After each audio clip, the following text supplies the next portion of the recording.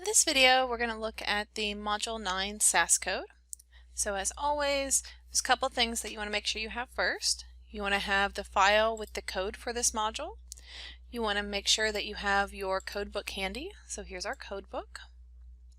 And then also you want to make sure you know where on your computer the data set for your state is stored.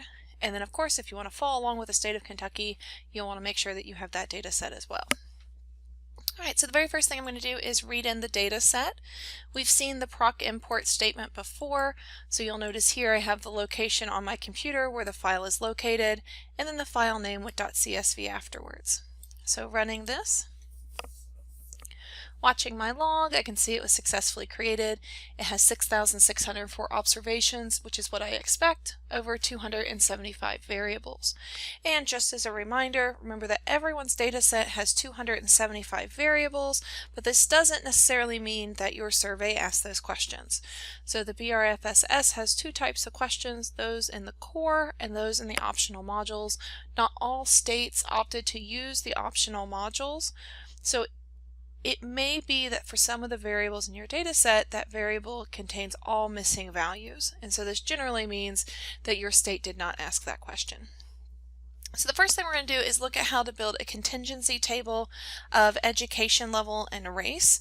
So in the code book, these correspond with the variables educa and _IMP race. And so that stands for imputed race. So to do this, we're going to do something very similar to what we did in Module 6. We're going to use the proc_freq statement. So you'll notice here I've given the name of my data set. And then after tables, instead of giving a single variable, I'm going to give both variable names separated by a star. So let's run this. Here is my output. So remember that I had education listed first, so education will be along the rows. Race was listed second, so race will be along the columns. If in your code you listed race and then education, these would be flipped. So as always, we want to make sure that we note any missing values that we have. So looking at my table, I do not have any missing values for these variables for the state of Kentucky. If I did, there would be something down here that would tell me how many total missing values there are. So if you get that, you might want to go and look and see how many missing variables there are for each of the variables. And to do that, we would run the frequency tables just like we did in Module 6, and it would tell you down here at the bottom, in this case, how many missing values there are for education, and then for the other one, race. So again, we always want to comment or denote if there were any missing values. Just like we did in Module 6, we might want to format our tables to make them look nicer. Right, so here you'll notice that I have got the proc_format that we saw before, and this is actually the exact same code I used to format education previously. Now this time I also need to format race. So to do this, I will go look at my code book. So here is the code book for that variable. Notice it takes the values 1 through 6. The other thing that I need to make sure, well, actually, no, sorry, I almost misspoke. So we've got the values 1 through 6. So here we have 1 through 6. Now one thing that you'll notice is the value label here for number 1 is white non-Hispanic, but in my label I have only put white. The reason for this is if we look through the different value labels, we'll notice that most of them have non-Hispanic after them. So to make these labels more concise, so it's going to be easier to fit them on the bar plot, I have condensed them, and then in a footnote we could always put the full value label included non-Hispanic after all categories other than Hispanic. Alright, so let's run these formats. And let's run our table again, and notice this time I've added in a format line very similar to what we did in Module 6, except now I've got two variables. So for education, I want to use the education format. Don't forget you have to put the period after. And for the race, I want to use the race format I created, and again, don't forget that period. So running this, here is our new table, and we can see that this is much easier to read now that we've got those labels. So now that we've got the labels in place, let's just take a moment and talk about what some of the values in the table are. And I will say, when you all include these tables in your worksheets and on your reports, you do not want to include all of these values. SAS is really good at giving you a ton of information, so part of your job is to figure out what information you want to use to reasonably summarize your data. Alright, so we've got a little bit of a legend up here in the upper left-hand corner, and so this is going to tell us for each of the cells what the 4 numbers represent. So the very first number is always going to be frequency. So out of our sample of 6,604 Kentuckians, we have 2 that were white and in education had kindergarten or less. For those identified as black, we've got 2 that were kindergarten or less, and all the other ones are 0 for kindergartners or less. If we come down to some college, for those that are white, we've got 1,577. For those that are black, 240, and so on. So the first number in each cell is going to be the count. We also have along the bottom, we have the row totals and the column totals. Said that backwards. We've got the row totals and we have the column totals. So if we sum up each of the frequencies in this row, we find the total is 4. If we sum each of them in this row, we would find 209. For the columns, if we sum 2, and this number, the first number in each cell, we would get 5,543. So those are the frequencies. Next, we could look at the percent. So the second number in each cell is going to be the percent. This is going to be the frequency divided by the overall total, is how these percentages are found. So for example, if we take 2 divided by the total of 604, we would find about 0.03%. So be careful, these have already been converted to percentages. So for example, if we look at college grads, if we took the 1,768 and divided by the total 6,604, we would get the 26.77. So the percentage is always going to be the corresponding frequency divided by the overall total. This also goes for the column and the rows. So notice in this column we had 5,543. If we divide that by 6,604, we will get 83.93%. Now, one thing to remember is in Module 6, we looked at the table for the education variable. If you go back to the education variable, that when we looked at that table in Module 6, that table is actually the same as all of the information in this last column.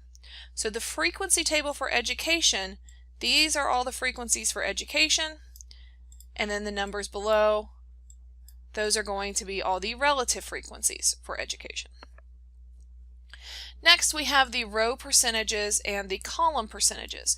And these are going to be really more informative. These are going to be those conditional relative frequencies that you saw in the notes.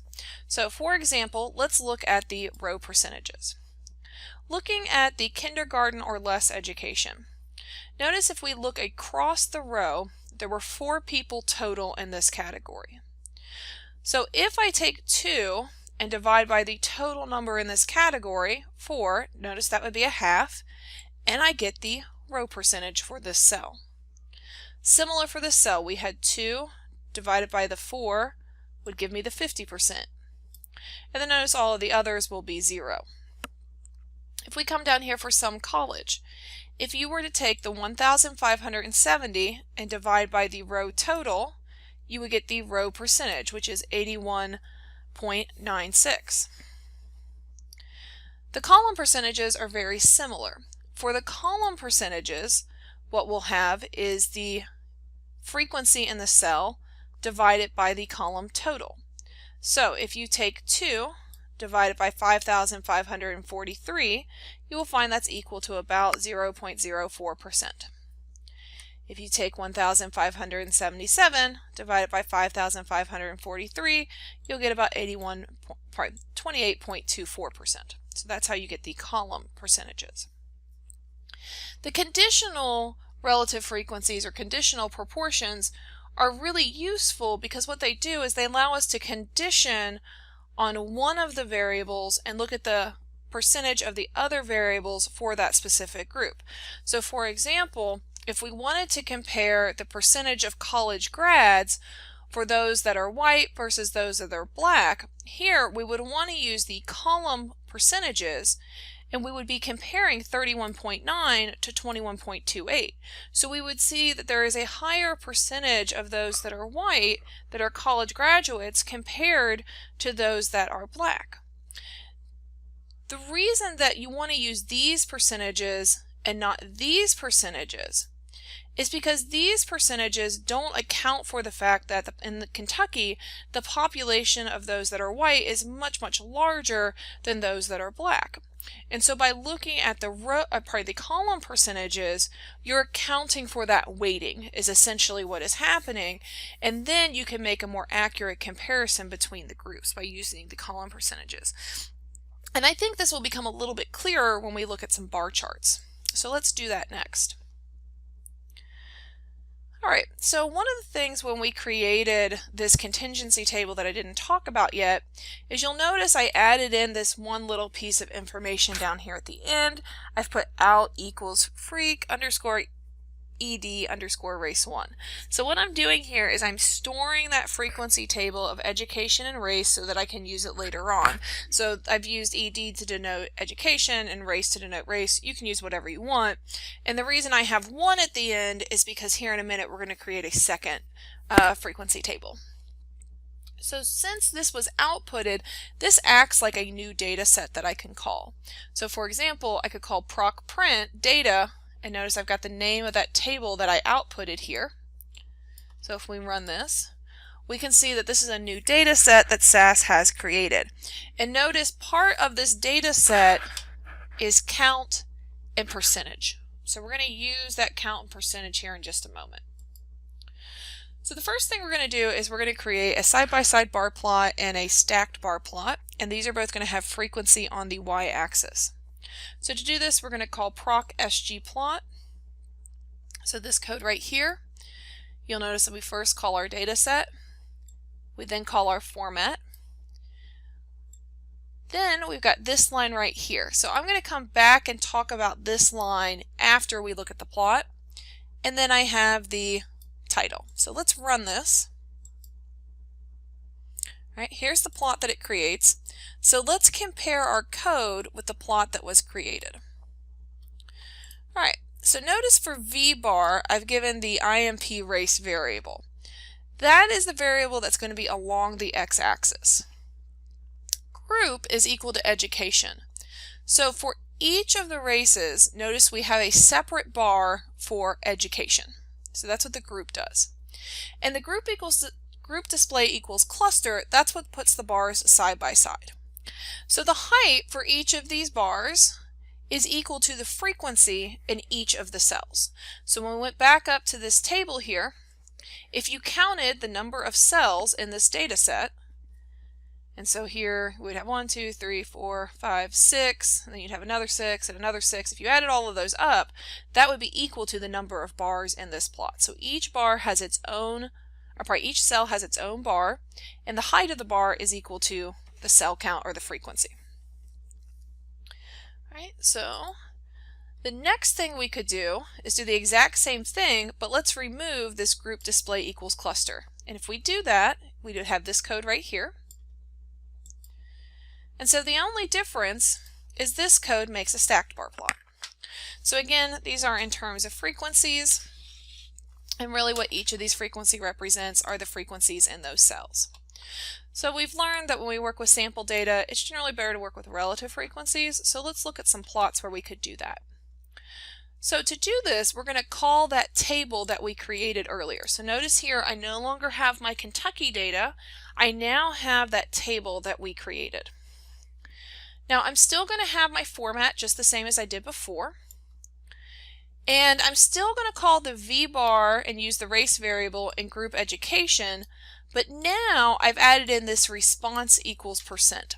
So remember when we proc printed that table that we created, one of the columns in that new data set was %. So that's where that's coming from. And so now if we run this, we get a different stacked bar plot. And if you compare this bar plot with this bar plot, ignoring the y-axis, you can see they're exactly the same. So this plot, the first one we created, the heights are the frequency in the cells. In this one, it is the percentage in the cells. So if you added up the height of all of these bars, it would equal 100%, because we're looking at the percentage out of the overall total. Just like before, we could add in the group display equals cluster, and it would be side by side. So now each of the cells from our original table is represented by the bar, and the height of the bar is determined by that percent. And so remember, that's the percentage out of the overall total. So if we were to add up the height of every one of these bars, they would add up to 100. But if you'll remember, when we looked at the contingency table, we talked about how row and column percents might be more informative. So next what we're going to do is look and see how we could incorporate those row and column percents in bar plots and why those might be more useful. And the plots that we're getting ready to look at, they take a little bit more to create, but they're really going to allow you to make better comparisons for your EPI reports. Alright, so next we're going to look at relative frequencies per group. So what I would like to do is I would like to look at within each of the races, I would like to look at the distribution of education. So the very first thing I'm going to do is sort my data set by the race variable. And this is just a step that we need to do in order to get the table created the way that we need it. So the only thing that you need to change here is the name of your data set, and then what variable it is you want along the x-axis. Next, we're going to recreate our frequency table just like we did before, but we're going to change just a couple things. I'm going to add in this by statement here, and again, this is whatever variable you want on the x-axis. And now, when I call tables, I'm not going to call education star race variable, I'm just going to call education. And then I'm going to output this new table, and notice I just put a 2 at the end of it because this is the second version of this table. So if I run this, what this does is it creates a separate frequency table for education for those that are white, black, Asian, American Indian, Alaskan Native. So instead of putting these all in one contingency table, it makes a separate table for each of the levels of the race variable. And this is how it's going to help us create these bar charts. So next, to create my side-by-side bar plot, what I'm going to do is call the second table that we created. Now it's got a 2 at the end. And then everything else is going to be the same. So let's run this. And now let's talk about what's happening in this side-by-side bar chart. What this side-by-side bar chart does is it conditions on race. So for each of the races, it then looks within that race at the distribution of education. So looking here, for those that are white, we can see of those that are white, a little over 30% are college graduates. For those that are black, we've got a little bit over 20% are college graduates. So in the white group here, if we added the heights of each of these bars, that would add to 100%. Within black, that would add to 100%. Within Asian, that would add to 100%. So this is really conditioning on race and then looking at the percentage of education within each of the levels of race. So here you'll notice by default we've got our y-axis. That's not something that I labeled. So the percent of total frequency is a little confusing here. So really what you would want to do is relabel this y-axis to something that makes more sense, and maybe say, percent within race or something to that effect. Now we could also make stacked bar plots as well that do something similar, and these are what are called 100% stacked bar plots.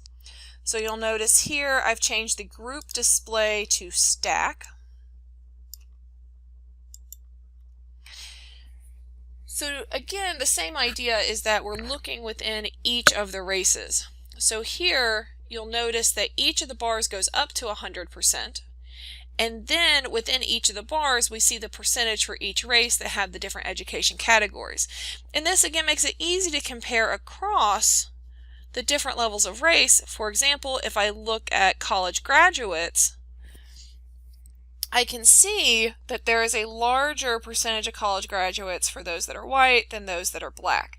Now I will say I think this one's a little bit easier to look at, but this is a very common plot that I see.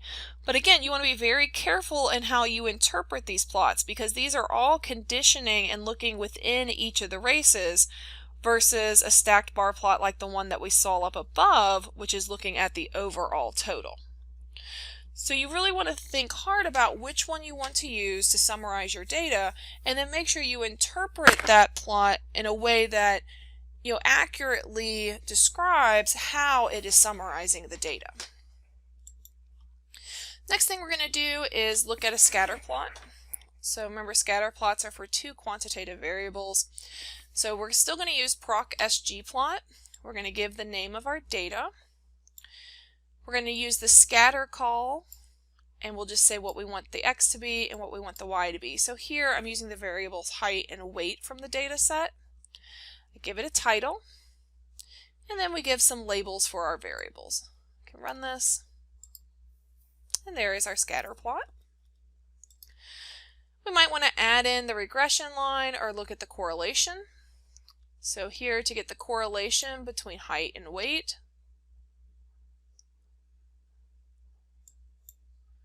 we can run this, and you'll notice here it gives you Pearson's correlation coefficient.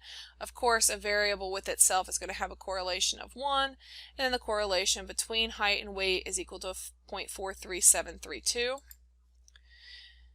If we run the next line,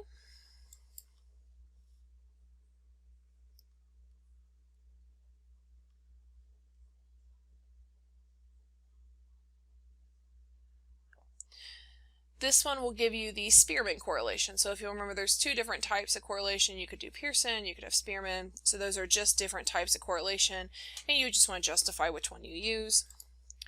And then finally, we could add in the regression. So here is the regression. And the regression is going to give you a ton of output. So here in the analysis of variance table, not in the analysis, in the parameter estimates, this will be the piece you want to focus on. You'll have your intercept, and you will have your slope. Here are the fit diagnostics. Remember, one of the things we talked about was for the residuals, we need them to be approximately normal, centered at 0. Here's a plot, probably want this one right here. Here's the scatter plot with the regression line through it. So there's a lot of pieces here that you don't necessarily need all of this. And then looking at the code, what we had here was data. This piece I added in because there is a lot of data points here. And then to fit the model, you just have y equals x. And that's really all you need for the regression piece. So as always, if you have any questions, please let me know. I'm more than happy to help. But that is all of the Module 9 code.